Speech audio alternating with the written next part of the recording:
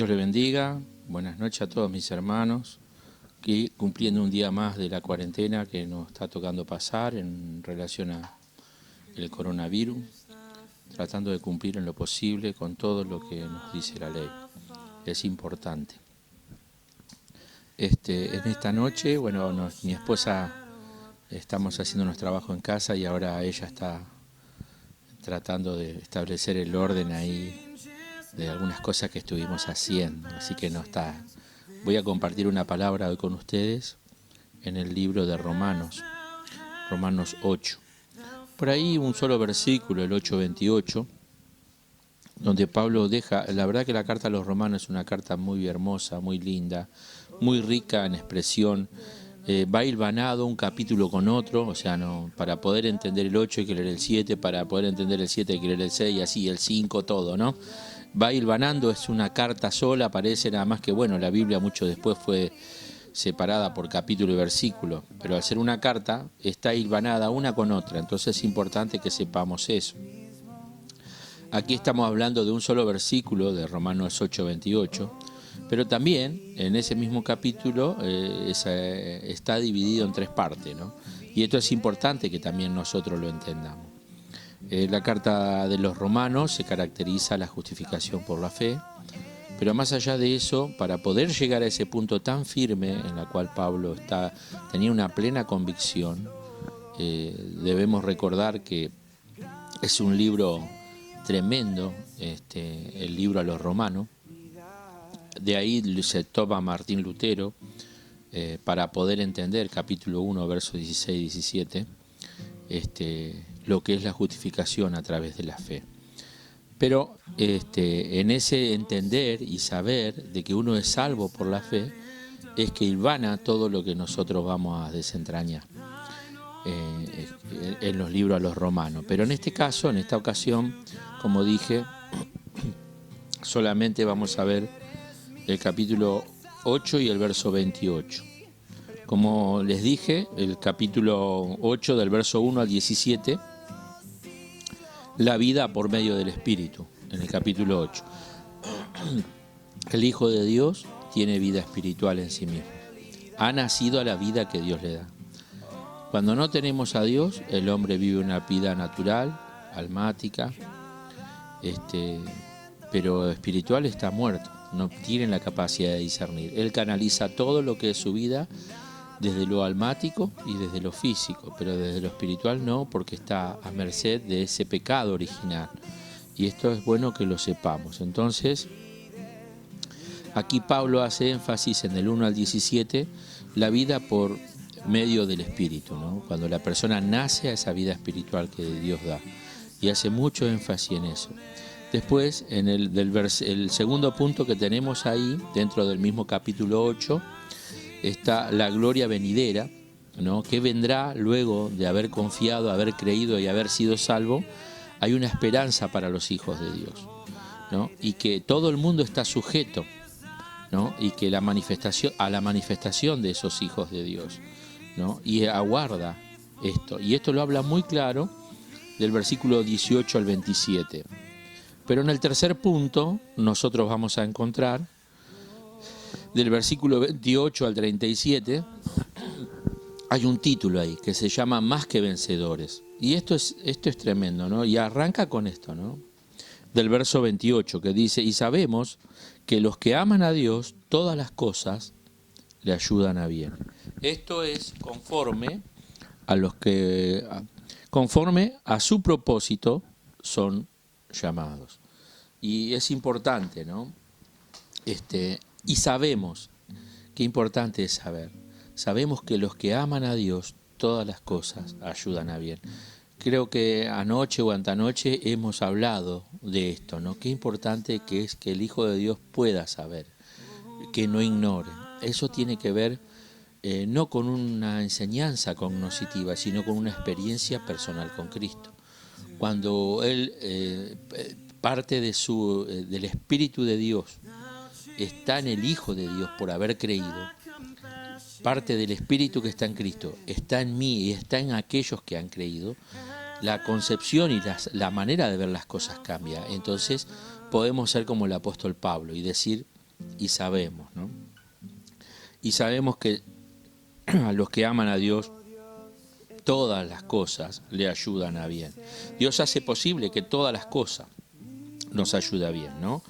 No solamente incidentes aislados, sino todo tipo de cosas pueda redundar para nuestro bien. Cuando somos hijos de Dios, cuando confiamos en Él, cuando el Espíritu Santo tiene parte en nosotros. ¿Por qué? Porque Dios nos ha dado una vida con propósito y los propósitos están sujetos a mi obediencia a su palabra. Esto no significa que todo lo que nos pasa es bueno. Nos pueden pasar cosas que no son muy buenas o para nada buenas. Pero el Hijo de Dios puede ser. Lo malo sigue prevaleciendo en nuestro mundo, ¿no? En este mundo caído por el pecado original. Pero Dios es capaz de cambiar todas las circunstancias a nuestro favor.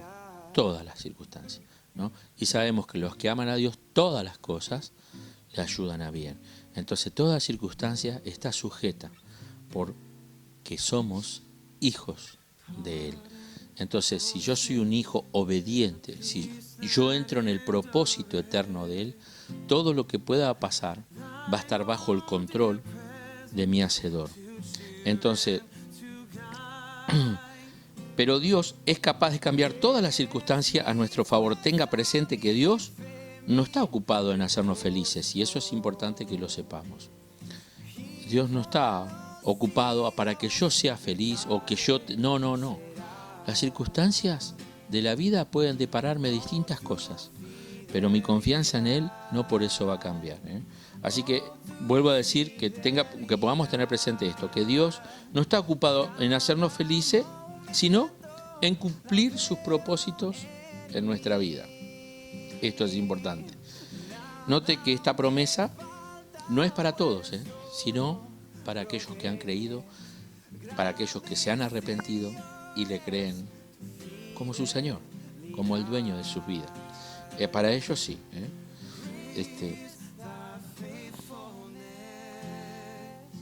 Es solo para los que aman a Dios y forman parte de los planes divinos, ¿no? Los llamados, son todos los que el Espíritu Santo, como dijimos, los convenció de pecado, de justicia y de juicio, y permite que reciban al Cristo. Estas personas son aquellas que están en parte en el propósito eterno de Dios. Todos los que son hijos entran en el propósito de Dios. Tienen una nueva perspectiva, una nueva mentalidad en la vida. Cuando vos sos hijo de Dios, porque vos aprendés a descansar en las promesas eternas de Dios y no lo que la circunstancia te pueda ir dando. Y esto es importante que nosotros podamos tener presente, más en este momento como país y al mundo, ¿no? Que cómo nos liga todo. Esta mañana escuchaba que el rey Carlos le agarró coronavirus, ¿no? Mire a qué extracto puede llegar, y ahí no hay recurso que escape hasta aquí porque no se descubrió una vacuna, ¿no? Y está en igualdad de condiciones. Qué tremendo es esto, ¿no?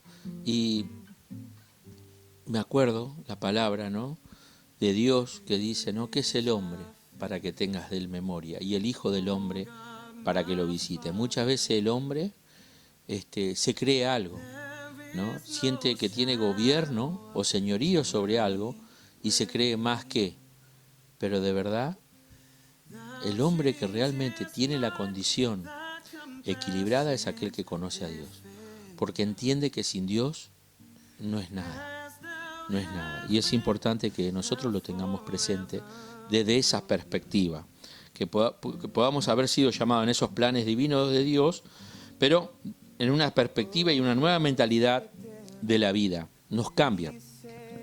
También confían en Dios, no en los tesoros de la vida.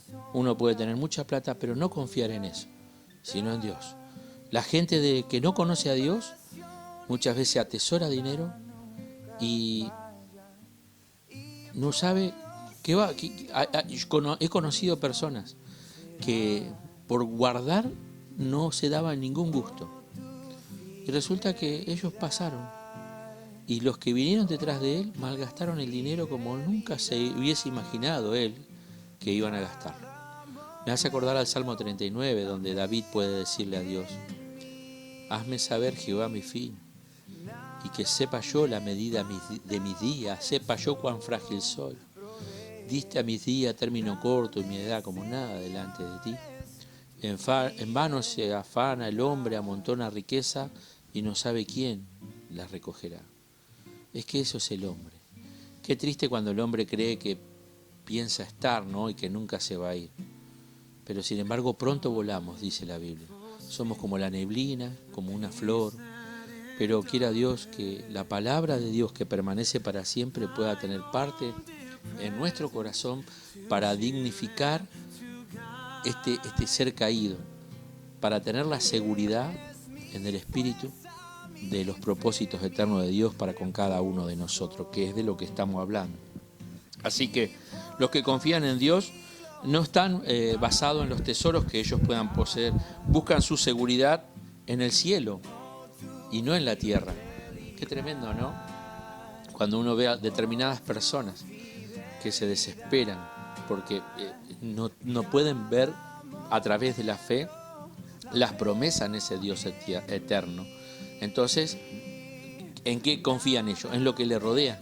Y cuando, como no tienen la fe puesta en el Dios eterno, ponen la fe en las cosas y muchas veces esas cosas no satisfacen o no cubren las expectativas que la persona tiene y entra en desesperación.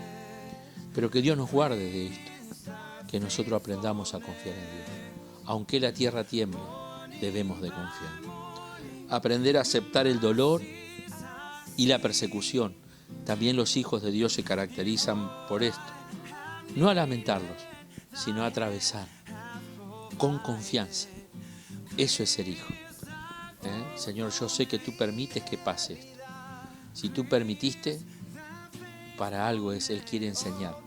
No porque, sino para que Él quiere enseñarnos, ¿no? Porque Dios está con sus hijos.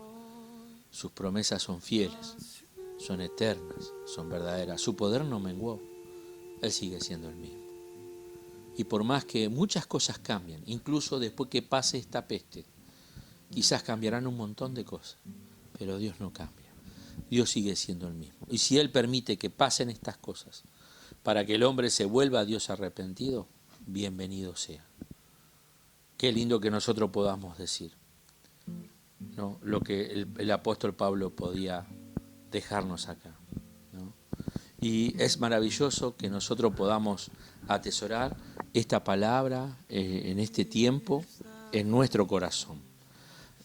El Pablo mismo podía decir: yo sé en quién he creído. Que nosotros podamos también poder decir de nuestro Señor lo mismo. ¿Por qué? Porque es la fe que viene del cielo la que nos habita. Y esa fe despertó en nosotros un espíritu a las verdades de Dios. Y podamos decir, y sabemos, que los que aman a Dios, todas las cosas le ayudan a bien. Esto es a lo que conforme a su propósito son llamados. ¿Fuiste llamado? ¿Tenés esa seguridad? Descansad en las promesas de Dios. Vamos a hacer una oración de fe en esta hora. A ese Dios que creemos, a ese Dios que decimos adorar. Padre del cielo, gracias por tu palabra. Gracias porque ella siempre está para sostenernos en nuestros momentos de flaqueza, de debilidad, de esa falta de confianza, Señor, por no estar esa fe purificada en tu palabra y en tu promesa. Permite, Señor, que si hay hermanos que por las circunstancias se afligen, tu palabra dice: el justo por la fe vivirá. Y nosotros no somos justos por lo que hacemos, sino porque Cristo nos presenta ante el Padre, justificado por su sangre derramada. Y nosotros, creyendo en ese sacrificio, somos hallados justos ante este Dios eterno. Por eso, Padre, yo te pido en esta hora que mis hermanos puedan tener esa fe intacta en su interior, para que no haya nada que altere tu promesa para con sus vidas. Que ellos puedan vivir bajo la promesa de tu palabra, Dios mío, aferrado a ella. Señor, tu palabra dice que el justo por esa fe vivirá, que esta palabra, que ellos puedan aferrarse, amarla, Señor, y si hay algo de incredulidad en ellos, que ellos se puedan arrepentir y pedirte perdón, porque sabemos que sin fe es imposible agradar a Dios, de modo que el que se acerca crea que le hay. Por eso, Padre, yo te pido ahora por cada uno de mis hermanos, por sus necesidades, por sus ansiedad, Señor, toma el control por tu Espíritu y que podamos vivir confiados en este tiempo. Tú eres un Dios fiel que cumple con tu promesa. Gracias por permitirme compartir esta palabra y bendice la vida de mis hermanos en el nombre de Jesús. Amén. Dios te bendiga.